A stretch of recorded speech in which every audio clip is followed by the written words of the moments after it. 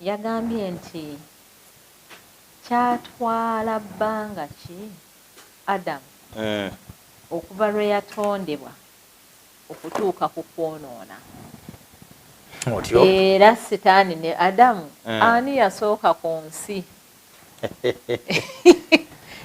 Competition ndoza tulabawo okumanya nti kubanga oli mukemi yalumba Adamu mu makaage.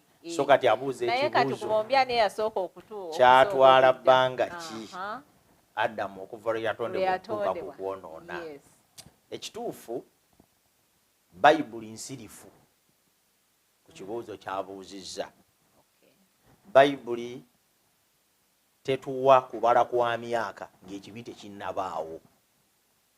Okubala kwonna okw'emyaka kutandika Adamu amaze kwonoona.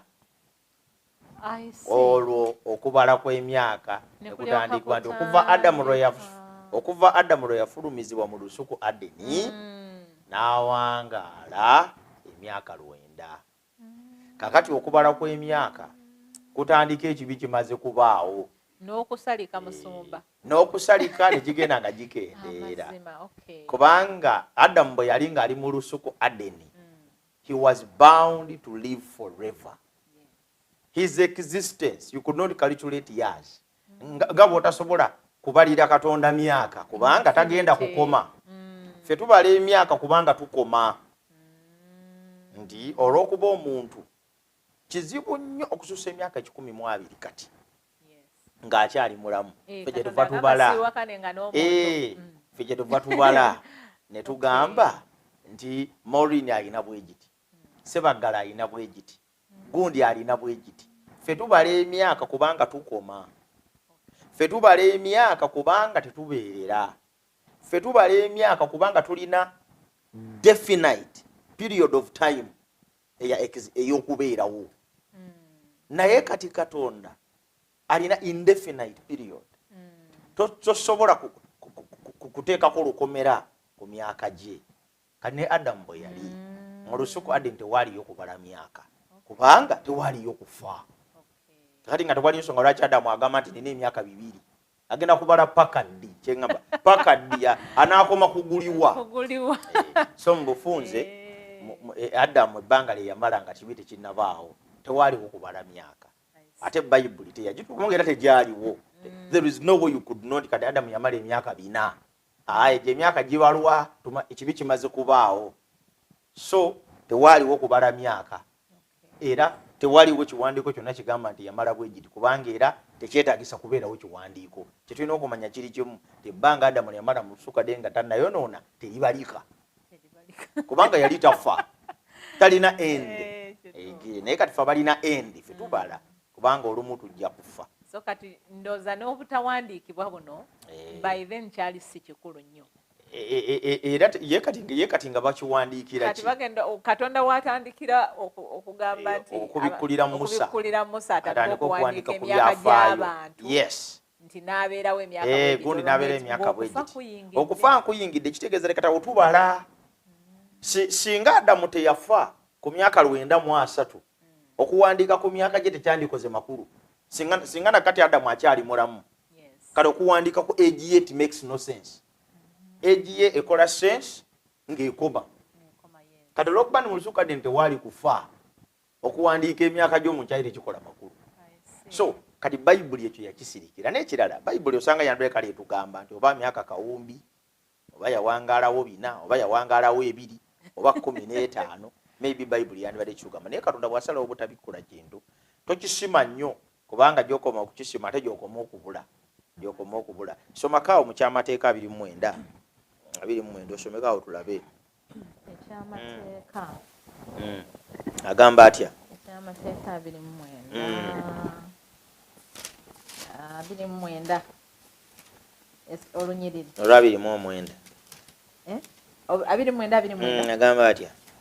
29 agambye bw'ati nti ebyekyama biba bya Mukama Katonda waffe, otyo naye ebibikkulibwa biba byaffe era by'abaana baffe emirembe gyonna tulyoke tukolenga ebigambo byonna ebyamateeka gano ebyekyama ebyo bya Mukama Katonda waffe. Ekyo teyakibikkula era twakimulekera. Kyeyatubikkulirako kyokka gye emyaka Adamu gye yabeera nagyo ng'amaze okwonoona. Era bwe yagitubikkulira kati kiri gye tulifa okukimanya tukiyigireko tumanye nti obulamu bukoma ne bw'owangaala otya. Tubeere nga twesunga okuva mu mubiri gwa Adamu guno ogufa okwambazibwa ogutafa Kristo bw'ali bazze. Naye bw'abuzza ekibuuzo abuulizizzaako ekyokubiri. N'agamba nti Setaani ne Adamu bombi ani yasooka? Ani yasooka mu lusuku? Ani yasooka ku nsi? Ku nsi. Ani yasooka ku nsi? Kati abadde specific. Ani yasooka ku nsi? Kati ensi eno gye tuliko Bayibuli egamba nti olubereberye Katonda yatonda eggulu ate n'ensi. Kati ensi Katonda yagitondera mu nnaku 6. Bwe tusoma mu kitabo kya lubereberye bikolayo essula ey'okubiri olunywa olw'omusanvu lutulaga okutondebwa kw'omuntu. Lubereberye 2:7 agamba atya? 2:7 agambye nti Mukama Katonda n'abumba omuntu n'enfuufu y'ensi. Olunaku olw'omukaaga olwo n'amufuuwamu mu nnyindo omukka ogw'obulamu. Otyo omuntu n'afuuka omukka omulamu. Mukama Katonda n'abumba omuntu n'enfuufu y'ensi n'afuuwa mu nnyindo ze omukka omulamu. Olwo omuntu n'afuuka omuntu omulamu. Ekitegeeza nti omuntu omulamu akolebwa omukka gwassa mu nnyindo ze awamu n'enfuufu eyakola omubiri gwe.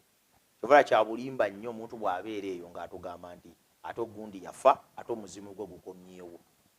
Senga awo yafudde naye kati ali mu ggulu, omwoyo gwe guli mu ggulu, omubiri gwe gwe twaziise. Ekyo kikyamu. Tetulinaamu kintu munda muffe kirala kitegeera kiyinza nagenda mu ggulu ne bakisalira omusango. Mukka gwe tussa mu nnyindo.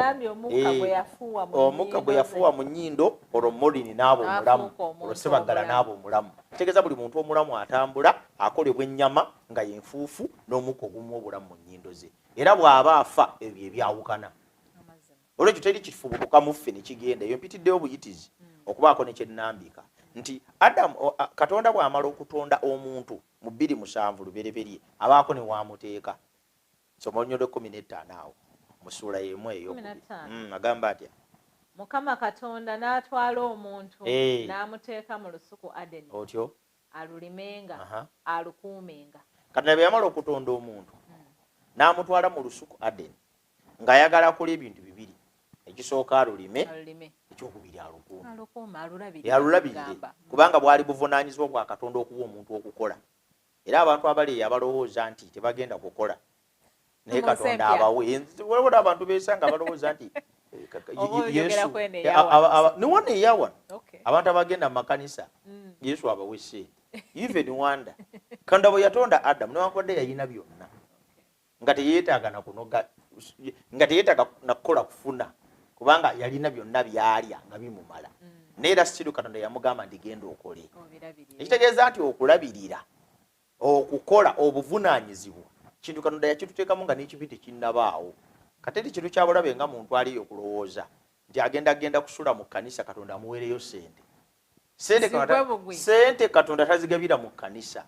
Omulembe gw'ammaano gwaggwawo. Ogw'omulembe gwaggwawo ogw'emmaano eyagwa. Ate nabyo yatuuka n'ekoma as a sign tetebaali baakubeera ku mmaano paka. Katonda yagibawa lwambeera mwe baali. They on constant movement, they are in the desert. Omuntu oyinza nga tebalima. So God had to provide food for almost 2 million people plus. So Katonda bw'ateeka Adamu mu lusuku alulimenga alukuumenga alulabirire. Kitegeeza nti Adamu yasooka ku nsi. Adamu ajja mu lusuku Adeni n'abeerawo mu nnaku 6 ez'obutonzi ne Adamu we baamuteerawo. Kitegeeza nti Adamu yasooka okuba ku nsi. Oluvannyuma lwa Adamu okuba ku nsi ne kaawa. Kati Setaani kabwejuugira n'ayonoona. Adamu ne kaawa bali ku nsi. Katonda abataddeko olwo tutandika okutulesinga ate okugwa kwa Setaani okuva mu ggulu. Adamu ne kaawa. Katonda atonze eggulu n'ensi era abyagala nnyo. Lucifer amanyi bulungi nnyo engeri Katonda gye yayagala olulyo lw'omwana w'omuntu.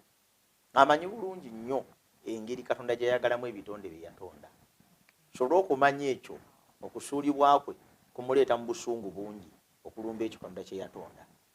bikula mu kubikolwa 12:12 olabe bayibuli kyegamba kubikolwa 12:12 otyo 12:12 agamba atya agambye nti kale musanyuke eggulu n'abatuulamu zisanze ensi n'ennyanja kubanga omulyolyomi asse gye muli ng'alina obusungu bungi ng'amanyi ng'alina akaseera katono. Zisanze ensi n'abagikola ki n'abagituulamu kubanga omulyolyomi akoze eki asse kitegeeza nti ensi yali mu existence.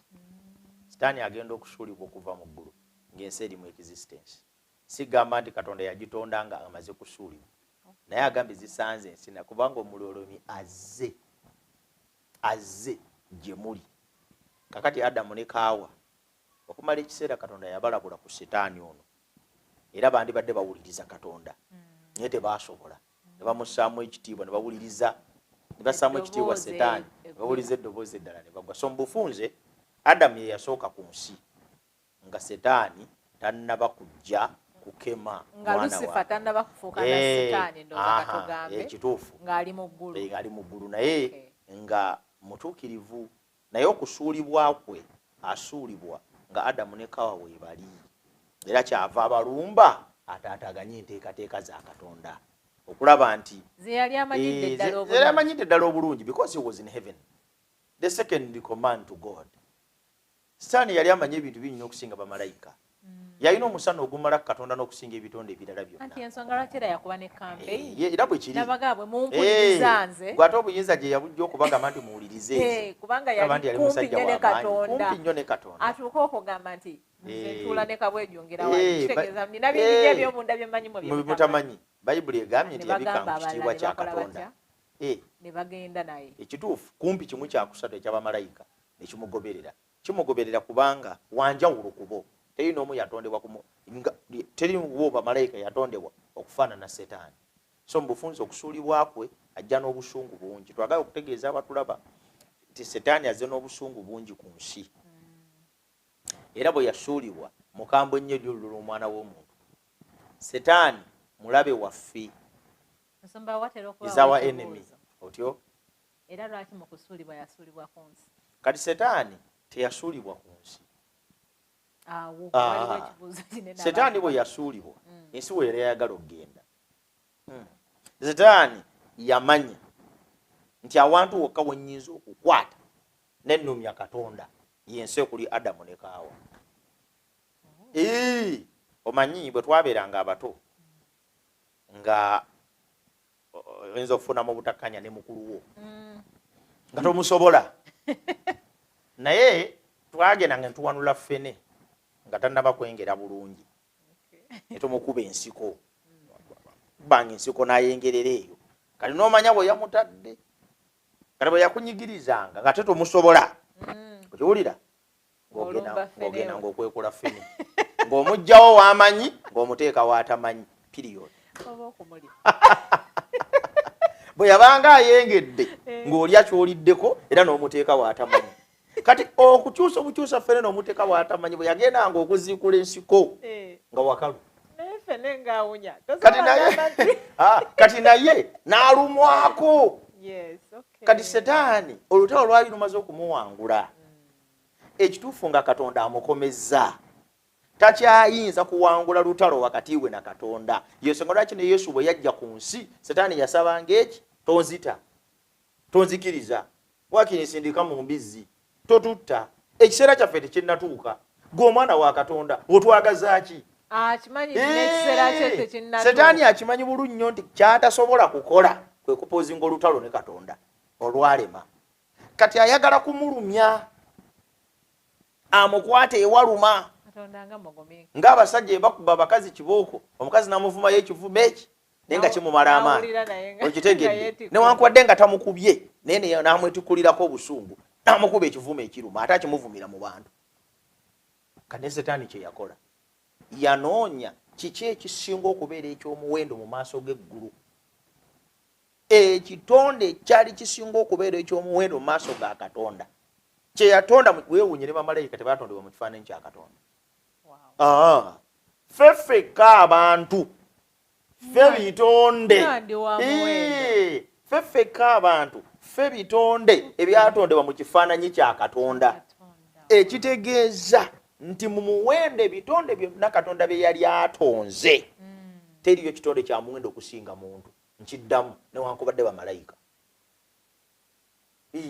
Era bamalayika Bayibuli eboogerako nga baweereza baffe. Bamalayika bali at our service.